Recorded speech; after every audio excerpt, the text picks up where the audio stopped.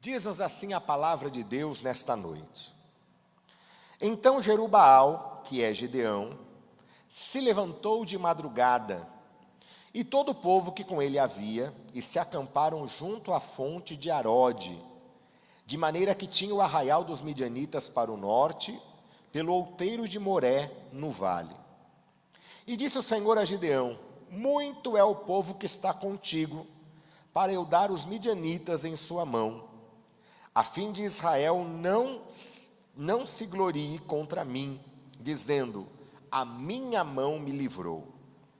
Agora, pois, apregou-a aos ouvidos do povo, dizendo: quem for covarde e medroso, que volte e vá-se apressadamente das montanhas de Gileade.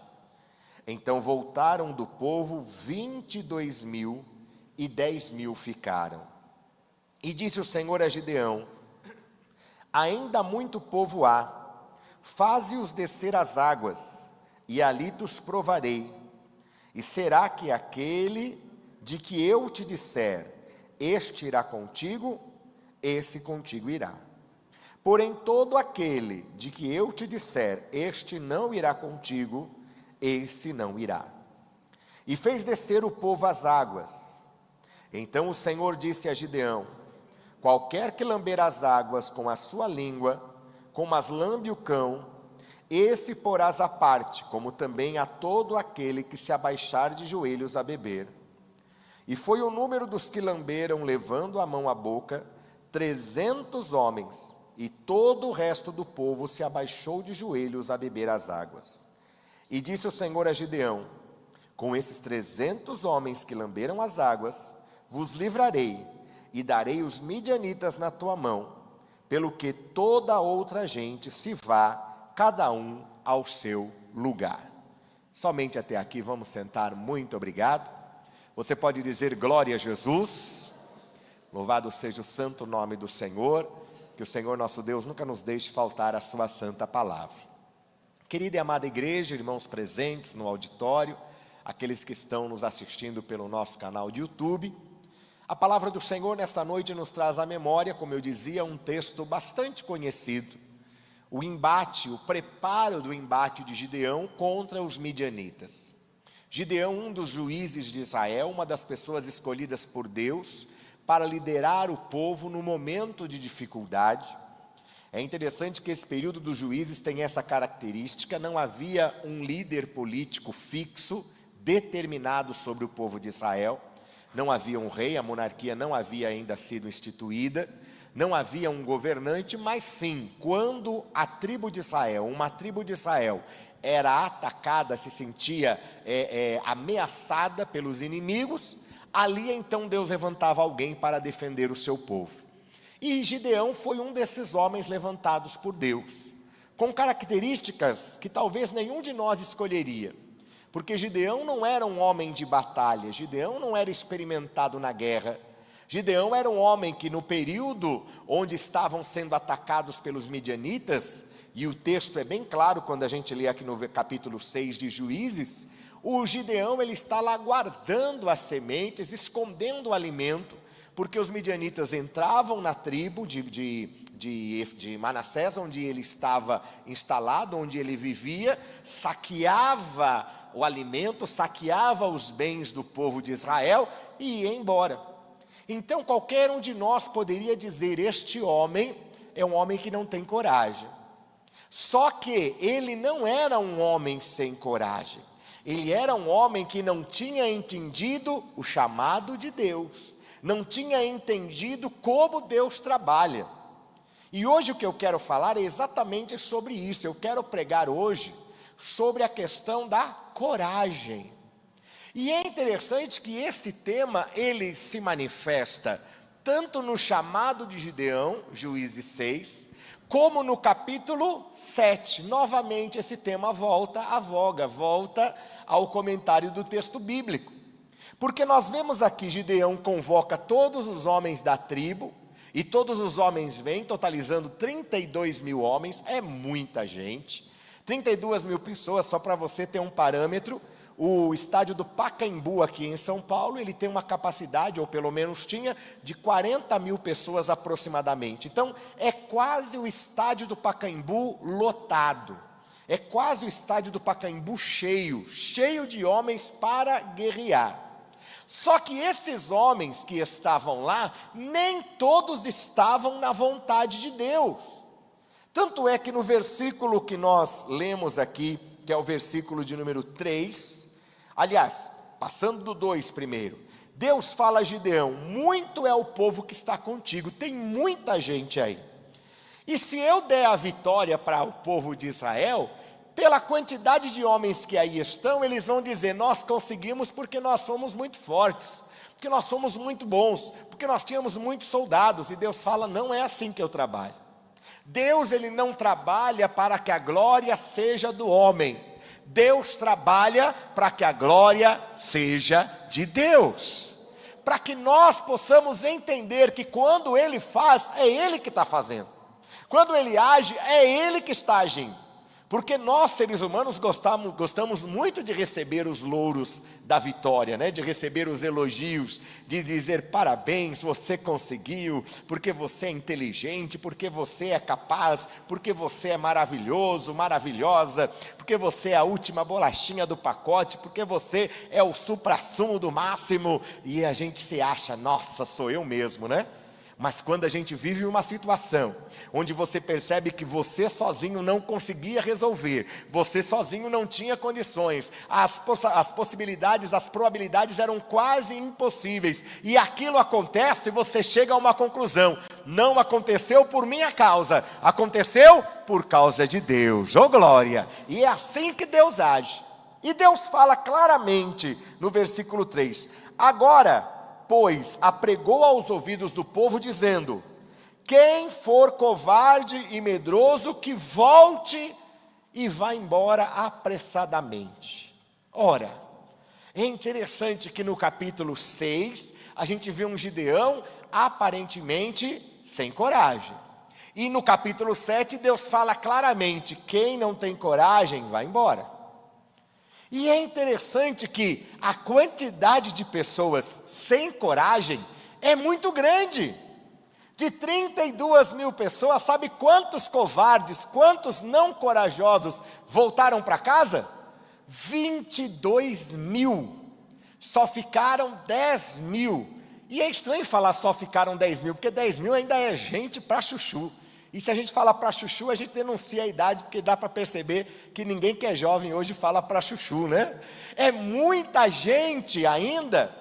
Mas pensando do ponto de vista daqueles que desistiram, 22 mil homens desistiram por um motivo: não tinham coragem de enfrentar. E é interessante, amados, que eu vejo uma diferença clara entre a reação de Gideão e a reação dessas pessoas, desses homens. A reação de Gideão qual foi? Gideão estava guardando ali o trigo, guardando os grãos, com certeza receoso de não ser saqueado, de não ter tudo levado pelos inimigos. E quando Deus o chama e diz: varão valoroso, você vai liderar o meu povo na guerra, ele tem uma certa dúvida, ele faz prova de Deus, mas quando ele vê as respostas de Deus, ele entendeu uma coisa: eu posso ter medo, eu posso sentir temor, mas eu estou indo em nome do Senhor dos exércitos. E essa é a diferença para estes homens. Esses homens sentiam temor, sim, só que eles não estavam indo em nome de Deus. Eles estavam indo pela sua própria capacidade, pela sua própria limitação. E quando eu olho para mim mesmo, quando eu olho no espelho, eu vejo todas as minhas limitações.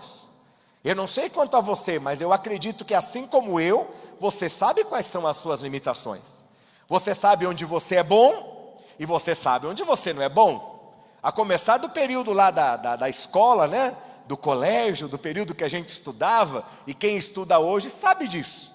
Tem gente que sabe: eu sou muito bom em matemática. E eu acho que você era, pastor Paulo, porque você foi para a área de engenharia, devia ser bom em matemática. Porque para ser engenheiro tem que gostar de matemática. Agora, alguém vai falar, não, mas eu não sou bom de matemática, eu sou bom de língua portuguesa. Então, se você é bom de língua portuguesa, de história, você vai para a área de humanas, né? De escrever bastante, de falar bastante, normalmente é assim. E a grande vantagem da área de humanas em relação à área de exatas, é que a conta na área de exatas tem o resultado definido. Aquela equação enorme tem que dar, o resultado tem que ser 28, não tem discussão. Porque matemática é dura e simples. Agora, prova de humanas, quando a professora pergunta, né? A professora pergunta, fale sobre a Revolução Industrial. Aí você começa, olha, tudo começou com os dinossauros. Os dinossauros viviam na Terra e eles morreram. E aí depois vieram os mamíferos. E aí você começa a escrever e ainda faz uma setinha, continua atrás. E a professora tem que virar e ler. Ou seja, na área de humanas a gente até que consegue dar uma adaptada, mas em exatas não dá. Então, amados, eu falei tanto aqui, esqueci do que eu estava falando antes aqui, né? Eu estava falando sobre o chamado e a diferença entre Gideão e aqueles que confiavam em si. Lembrei das suas imperfeições, das suas limitações. E esses homens olharam diante desse quadro, fomos convocados para brigar, fomos convocados para lutar. Mas sabe quem eles eram? Eles não eram soldados, evangelista Marineide, não eram soldados. Eles eram gente comum. Eles eram os ferreiros, eles eram os agricultores, eles eram os padeiros, eles eram, quem mais? Os artesãos.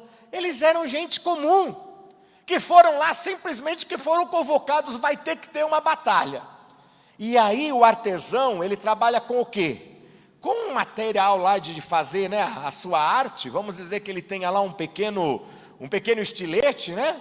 Uma pequena ferramenta. Ele vai dizer, eu vou para a guerra com essa ferramenta, não vou, eu vou morrer. O outro lá que é agricultor, o que ele tem? Tem uma enxada. Tudo bem, ele pode até dar uma enxadada, mas na segunda vez que ele virar para dar a segunda enxadada, o soldado com a espada chega e mata. O padeiro, o que o padeiro tem? Farinha. Já sei, vou jogar farinha na cara do soldado. Aí quando ele ficar todo lá, né, envolto na nuvem de farinha, eu vou matá-lo. Não vai resolver. Você percebe? Eles estavam olhando para as suas limitações e esperando uma hora para dizer assim, eu quero sair dessa. E quando Gideão diz, olha, eu tenho um anúncio, atenção homens do nosso exército aqui. Quem for covarde, medroso, quem não quer enfrentar a guerra, pode voltar para casa. Foi uma festa. O padeiro falou, ufa. O agricultor falou, oba. O artesão falou, é agora. Ó, foi todo mundo embora. E você sabe de uma coisa? Eu estava pensando, meditando nesse texto, e me chamou muita atenção a seguinte questão. Deus nunca fala nesse texto para Gideão, eu vou dar coragem ao meu povo. Tem algum versículo que Deus fala isso? Que Ele vai dar coragem para as pessoas? Não tem. Sabe por quê? Porque coragem não é algo que vem de Deus. Coragem é uma decisão que nós tomamos, que nós decidimos ter. Porque coragem não é ausência de medo. Ou você acha que a pessoa que vai para a guerra, ela não tem medo? Ou a pessoa que vai enfrentar uma situação difícil não tem medo? Alguém fala, não, mas você é tão corajoso, é tão corajosa. Não, a pessoa também tem o seu medinho lá dentro. O medinho está lá dentro falando, ó, eu estou aqui, né? Lembra lá do desenho lá da, como é que é? Do Divertidamente lá, né? O medinho está lá, viu, Ícaro? Você pensa que não, mas ele está lá dizendo, olha, vai cair, não vai dar certo. Todos nós vamos ter, sempre. Mas o que é então ter coragem? Ter coragem é tomar a decisão e falar, eu posso ter medo, mas eu vou enfrentar. E mais ainda, quando nós temos Deus, Ter coragem com Deus vale a pena, sabe por quê? Porque a gente chega à seguinte conclusão: eu tenho medo dessa situação, eu tenho medo desse momento da minha saúde, eu tenho medo deste momento jurídico, eu tenho medo deste momento financeiro, eu tenho medo do que eu vou enfrentar lá nessa situação, mas eu sei de uma coisa: eu não vou sozinho, eu estou indo em nome do Senhor dos Exércitos. E aí, quando se tem essa coragem, o que acontece? Deus honra. Quer ver outro exemplo bíblico disso? Eu acho que já veio à sua mente, que é o exemplo de Davi. Pastor Paulo, vai falar para mim que Davi não ficou com medo quando viu aquele homem gigante? Fala a verdade. Uma vez eu estava no aeroporto, deixa eu contar essa história para vocês. A Madi vai lembrar e vai rir comigo. Nós fomos ao aeroporto para comprar algumas passagens, na verdade tomar uma decisão se íamos ou não viajar. E aí a Madi foi ao toalete. Quando ela sai do toalete, ela sai com uma bolsa na mão, que não era a dela. É estranho até, né? O que você está fazendo com uma bolsa na mão? Ela falou: olha, esqueceram essa bolsa lá dentro. Eu acho que a mulher, a dona, deve estar preocupadíssima, porque esqueceu, deve estar documento, deve estar tudo aqui. Então vamos devolver. Mas como se devolve uma bolsa para alguém no aeroporto, Shirley? Fala para mim. Não dá para sair no meio do corredor: ei, a bolsa é de alguém? Não dá. Aí o que eu tive? A brilhante ideia de fazer o quê? Vamos na seção de achados e perdidos. Não é assim? Todo lugar grande tem um lugar lá de achados perdidos. O metrô tem, outros lugares tem. E o aeroporto tem. Vamos lá então, vamos procurar. Onde é? Perguntamos lá para um segurança: é lá no outro terminal. Gente, a gente andou 37 minutos. Eu falava: ai, bendita a hora que você encontrou essa bolsa e resolveu devolver essa bolsa para alguém, né? Ô, boa ação que está ficando difícil. Tá bom. Aí chegamos lá na área de achados e perdidos, né? Que na verdade deveria ser o contrário, o nome deveria ser perdidos e achados, né? Porque primeiro você perde, depois você acha. Essa é uma opinião muito pessoal, mas deixa para lá. Chegamos lá, ok. Aí a moça estava lá conversando no telefone, né? Ah, sim, então. É uma situação muito suspeita, realmente. Tem que chamar a segurança, porque olha, é verdade, essas bolsas por aí. Aí começou a falar assim no telefone, né? Não, pode chamar o segurança, pode chamar. E eu e a Madi assim, né? De repente, gente, chegou atrás da gente, sem brincadeira, um homem que ele devia ter uns 3 metros de altura. Um rapaz, um homem negro, forte, uniformizado, com, como é que chama a prova de bala, um colete, com arma. Gente, sem brincadeira, eu virei para trás. Eu já não sou grande coisa, né? De altura, vocês sabem disso. Eu virei para trás, gente, sem brincadeira, ele estava bem aqui, ó. Eu comecei a olhar para o homem, gente, o homem não acabava mais. O homem era gigantesco. E a moça falando lá: pode mandar o segurança, que esses problemas de bolsa aqui no aeroporto estão muito frequentes. Eu virei para a Madi e falei: Madi, vão prender a gente agora. Por sua ideia de devolver essa bendita bolsa, nós vamos agora ficar preso, retido aqui no aeroporto. E eu ainda assisto aqueles programas lá do aeroporto, lá, vocês já assistiram na TV, hein, Sara? Que a moça lá, o rapaz lá fica preso, fala: não, você não pode passar. Eu falei assim: ó, nós vamos aparecer no programa lá do aeroporto, lá da Discovery, né?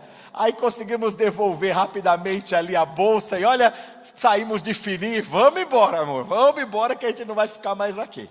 Tudo por causa de uma bolsa.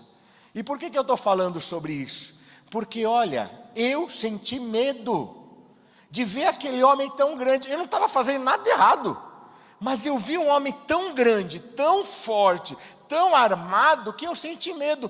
E eu pergunto para você vai falar, pastor Petrônio, vai falar para mim que Davi não sentiu nem um pouco de medo?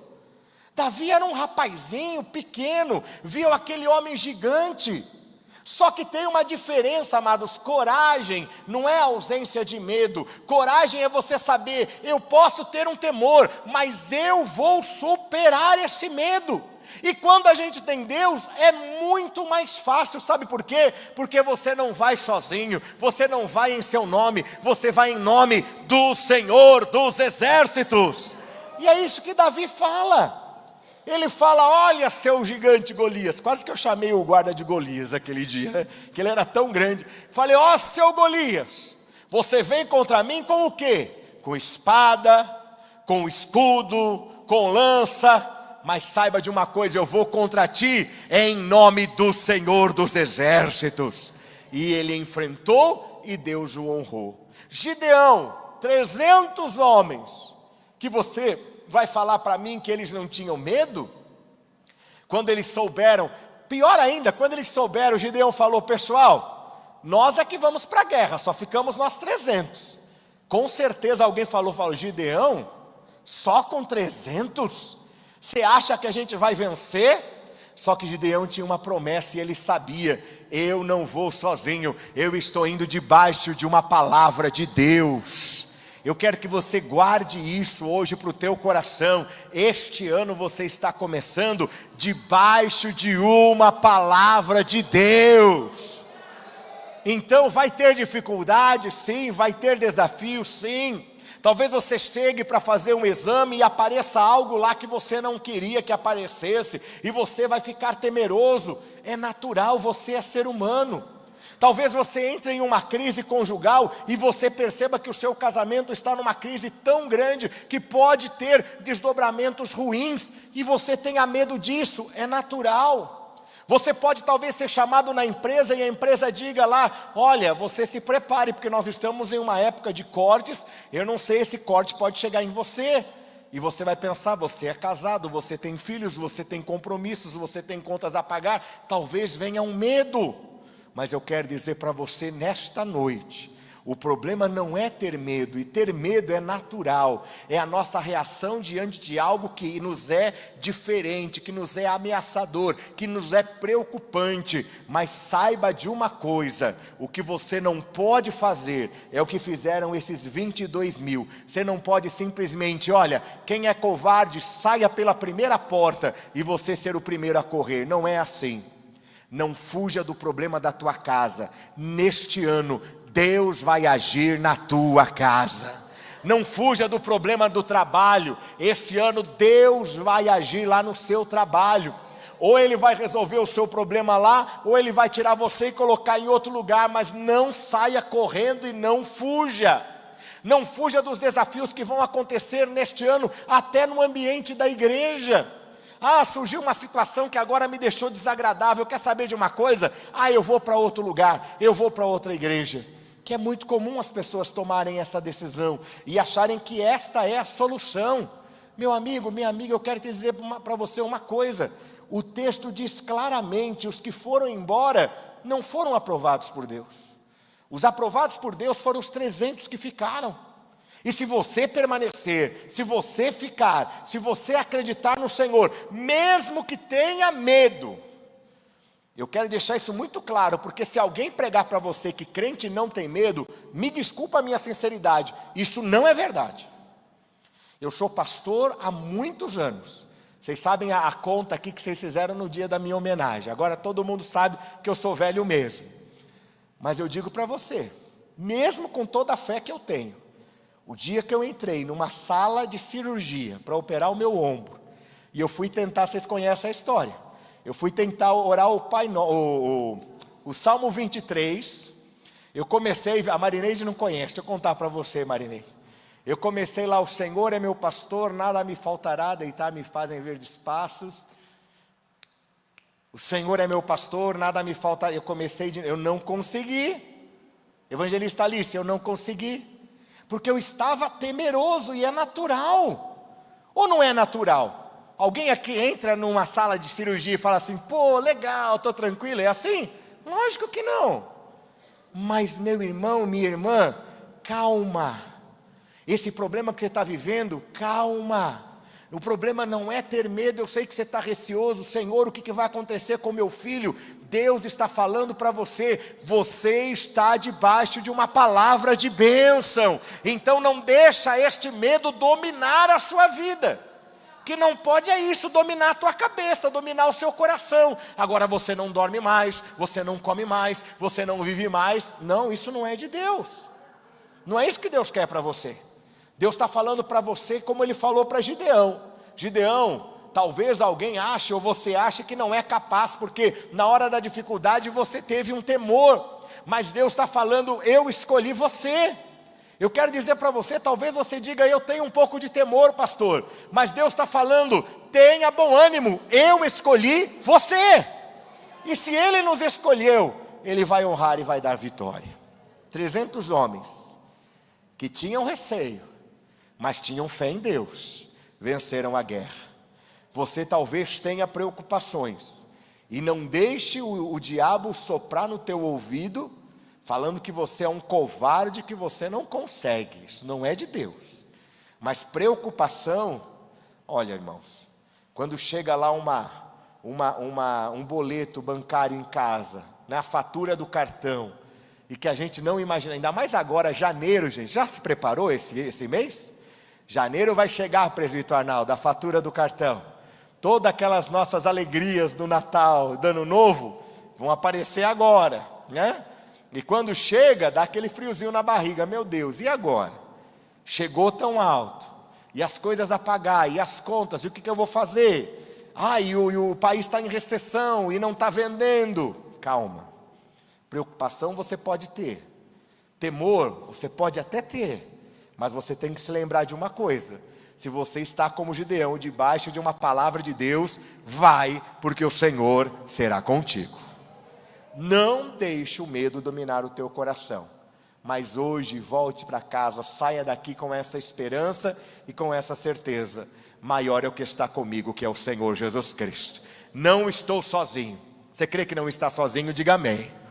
Como Davi, na hora da dificuldade, na hora da luta, na hora do desafio, que era gigantesco, literalmente, ele disse, eu estou indo em nome do Senhor dos Exércitos. O texto não está dizendo, mas eu acredito sim, que Gideão pôde dizer, nós estamos indo em nome do Senhor dos Exércitos. E que você diga para este ano de 2025 que está começando, ou em qualquer outro momento da sua vida, eu estou indo em nome do Senhor dos Exércitos. Você crê assim? Diga amém. Então complete. Você está indo em nome de quem? Em nome do Senhor dos Exércitos. Aplauda ao Senhor e a palavra de Deus para nós esta noite.